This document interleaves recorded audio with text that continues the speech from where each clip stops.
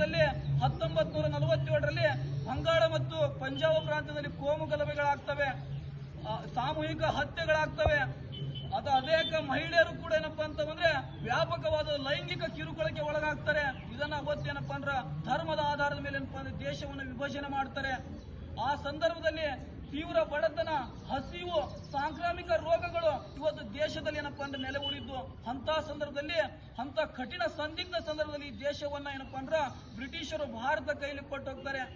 ದೇಶದ ಮೊದಲ ಪ್ರಧಾನಮಂತ್ರಿ ಪಂಡಿತ್ ಜವಾಹರ್ಲಾಲ್ ನೆಹರು ಇದನ್ನ ಅಧಿಕಾರವನ್ನ ಯಾವ ರೀತಿ ನಿಭಾಯಿಸಬೇಕು ಅಂತಕ್ಕಂಥದನ್ನ ಹೇಳುವಂತ ಸಂದರ್ಭದಲ್ಲಿ ಭಾರತ ಸಂವಿಧಾನ ಕೇವಲ ರಾಜಕೀಯ ಸ್ವಾತಂತ್ರ್ಯ, ರಾಜಕೀಯ ಪ್ರಜಾಪ್ರಭುತ್ವ ಬಹುದಿನಗಳ ಕಾಲ ಉಳಿಯಲು ಸಾಧ್ಯವಿಲ್ಲ.